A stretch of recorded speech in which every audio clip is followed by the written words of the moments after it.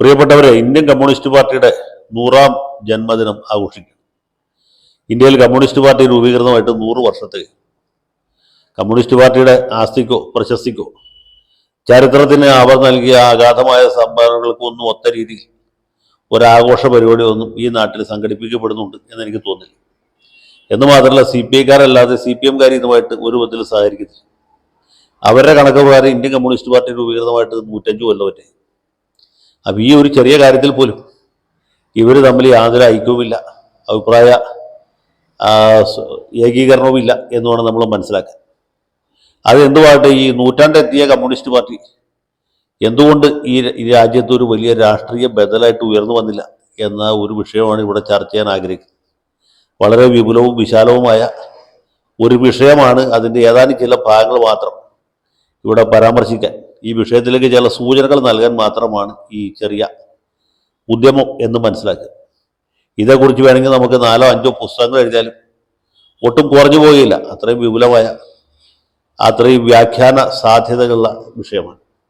എന്തുകൊണ്ടാണ് കമ്മ്യൂണിസം ഇന്ത്യക്കാർക്ക് സ്വീകാര്യമാകാതെ പോയത് എന്ന് ചോദിച്ചാൽ അതിൽ ഒന്നാമത്തെ കാരണം, ഇത് തീർത്തും വൈദേശികമായിട്ടുള്ള ഒരു ആശയമാണ്.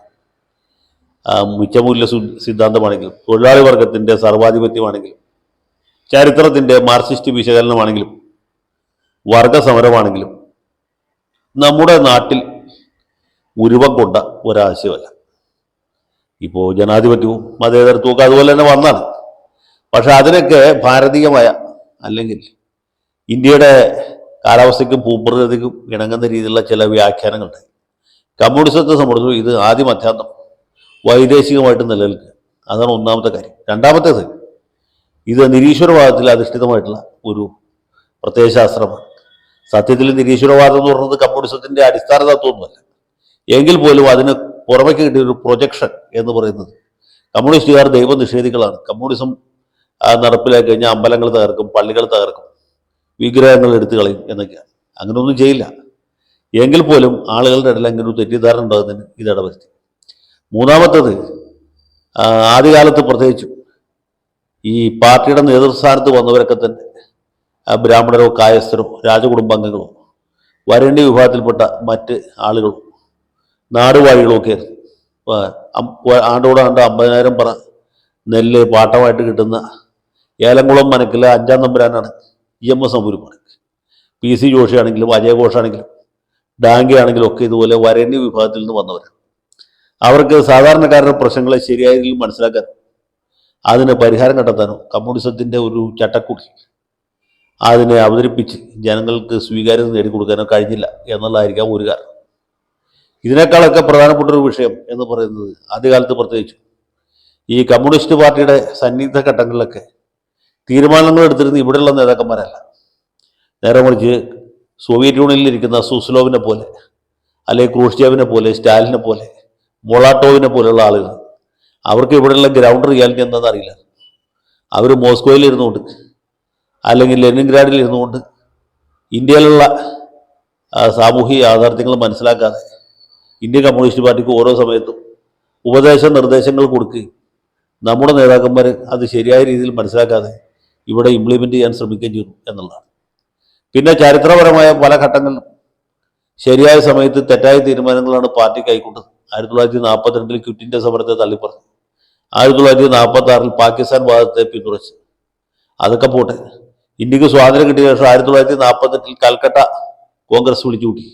ഇന്ത്യക്ക് കിട്ടിയുള്ള സ്വാതന്ത്ര്യം യഥാർത്ഥ സ്വാതന്ത്ര്യമല്ലെന്നും ഇത് ബ്രിട്ടീഷുകാരുടെ ഒരു തട്ടിപ്പാണ് എന്നും പ്രചരിപ്പിക്കുകയും അത് ജനങ്ങളെ വിശ്വസിപ്പിക്കാൻ ശ്രമിക്കുകയും ചെയ്തു. അതാണ് ഏറ്റവും വലിയ ചരിത്രപരമായ മഠയത്തരം. അത് കഴിഞ്ഞ് 1962 ചൈനയുടെ ആക്രമണം ഉണ്ടായപ്പോൾ എല്ലാവരും അല്ല, ഒരു വിഭാഗം നേതാക്കളെങ്കിലും ഇത് യഥാർത്ഥത്തിൽ ചൈന ഇന്ത്യ ആക്രമിക്കുകയല്ല, ഇന്ത്യ ചൈനയെ ആക്രമിക്കുകയാണ് ചെയ്തത് എന്ന് താത്വികമായിട്ട് നിലപാട് സ്വീകരിക്കും. അതേ തുടർന്ന് ഒരുപാട് നേതാക്കന്മാർ ജയിലിൽ പോവുകയൊക്കെ ചെയ്തു.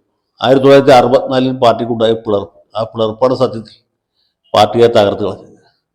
അല്ലായിരുന്നെങ്കിൽ ഇന്ത്യയിലെ ദേശീയ ബദലായിട്ട് ഉയർന്നു വരേണ്ടിരുന്ന പ്രസ്ഥാനമാണ് കമ്മ്യൂണിസ്റ്റ് പാർട്ടി. ഇപ്പോൾ കോൺഗ്രസ് പോലെ ഒരു ബൂർഷ്വാ സംവിധാനത്തിൽ പ്രവർത്തിക്കുന്ന പാർട്ടി അതിൻ്റെ ആന്തരികമായ ശൈഥില്യം കൊണ്ട് ദുർബലമായി കഴിയുമ്പോൾ ഒരു ദേശീയ ബദലായിട്ട് ഉയർന്നു വരേണ്ടിരുന്നത് വളർന്നു വരേണ്ടിയിരുന്നത് ഇടതുപക്ഷ പ്രസ്ഥാനം, പ്രത്യേകിച്ച് കമ്മ്യൂണിസ്റ്റ് പാർട്ടിയാണ്. കാരണം ഇന്ത്യ പോലെ ഇത്രയും ചൂഷണം നിലനിൽക്കുന്ന, ഇത്ര അസമത്വം ഉള്ള വേറൊരു രാജ്യമില്ല. പക്ഷേ ഈ സന്ദർഭത്തിൽ കമ്മ്യൂണിസ്റ്റ് പാർട്ടിക്ക് അതിൻ്റെ സ്വാഭാവികമായ വളർച്ച നിലച്ചു പോയത്, അത് തന്നെ ശിഥിലമാകുന്നതിൻ്റെയും പ്രധാന കാരണം എന്ന് പറയുന്നത് 1964 പിളർപ്പാണ്. എന്തിനു വേണ്ടിയാണ് പാർട്ടി പിളർന്നത്? പിളർന്നത് കൊണ്ട് എന്ത് നേട്ടമുണ്ടായി എന്നുള്ള കാര്യം ഇപ്പോൾ ആർക്കും ഓർമ്മയില്ല. പക്ഷെ പാർട്ടി പിളർന്നു എന്നുള്ള യാഥാർത്ഥ്യം മുന്നിട്ട് നിൽക്കുന്നു. അതേസമയത്ത് തന്നെ പാർട്ടിയുടെ വളർച്ച തടയപ്പെട്ടു, പാർട്ടിയുടെ സംവിധാനം കൂടുതൽ കൂടുതൽ ശിഥിലമായി എന്നുള്ള എല്ലാവർക്കും അറിയാൻ ചെയ്യും. അപ്പം പിന്നീട് പല അബദ്ധങ്ങൾ സംഭവിച്ചു CPM-നും CPI-ക്കും. CPM-ന്റെ അതിവിപ്ലവകാരികളായ കുറേ ആളുകൾ ഈ പാർട്ടി വിട്ടു. ഉടൻ തന്നെ സായുധ വിപ്ലവം നടത്തി ഇന്ത്യയെ മോചിപ്പിക്കാൻ വേണ്ടി പോയി. അതാണ് നക്സലൈറ്റ്. അവരുടെ പിന്തലമുറക്കാരാണ് ഇപ്പോൾ മാവോയിസ്റ്റുകളായിട്ട് അറിയപ്പെടുന്നത്. CPI-യെ സംബന്ധിച്ചിടത്തോളം 1960-കളുടെ അവസാനം മുതൽക്ക് കോൺഗ്രസുമായിട്ട് സഹകരിച്ചു. കോൺഗ്രസ്സാണ് വർഗശത്രുക്കൾ എന്ന് കരുതപ്പെട്ടിരുന്ന പ്രസ്ഥാനത്ത് കോൺഗ്രസുമായിട്ട് സഹകരിച്ചു. അതോടെ യഥാർത്ഥ ഇടതുപക്ഷക്കാർ ഇവരല്ല എന്നൊരു തോന്നൽ ജനങ്ങളുടെ ഭാഗത്തുണ്ടായി. അതിലുപരിയായിട്ട് 1975 അടിയന്തരാവസ്ഥയെ പിന്തുണച്ചു. അത് തെറ്റായി പോയെന്ന് പിന്നീട് പാർട്ടി കണ്ടെത്തി. പക്ഷെ അതുകൊണ്ട് വിശേഷമൊന്നും ഉണ്ടായില്ല. പിന്നീട് CPM-ഉമായിട്ട് സഹകരിച്ചു. അപ്പോൾ CPM-ന്റെ ഒരു B ടീമായിട്ട് ഇവർ ചുരുങ്ങിപ്പോയി. ഇങ്ങനെ അനവധി അബദ്ധങ്ങൾ കാലാകാലങ്ങളിൽ സംഭവിച്ചുകൊണ്ടിരുന്നു. അതിൻ്റെയൊക്കെ ഒരു ആകത്തുകയാണ് ഈ ഇടതുപക്ഷ പ്രസ്ഥാനങ്ങൾ ഇന്ന് നേരിടുന്ന ഒരു വലിയ സ്വത്വ പ്രതിസന്ധി. പിന്നെ ബംഗാളും ഉണ്ടായിരുന്നു, ത്രിപുര ഉണ്ടായിരുന്നു. അതൊക്കെ മറ്റ് പാർട്ടികൾ കയ്യേറി. ബീഹാറിലും കമ്മ്യൂണിസ്റ്റ് പാർട്ടി ശക്തമായിരുന്നു. ബീഹാറിലും UP-യിലും മഹാരാഷ്ട്രയിലും ഒക്കെ. വടക്കേ ഇന്ത്യയിൽ പൊതുവെ സംഭവിച്ചതെന്ന് വെച്ചാൽ ഈ തൊഴിലാളി കേന്ദ്രങ്ങളിൽ, വ്യവസായ നഗരങ്ങളിലാണ് കമ്മ്യൂണിസ്റ്റ് പ്രസ്ഥാനം ശക്തമായിട്ടുണ്ടായത്.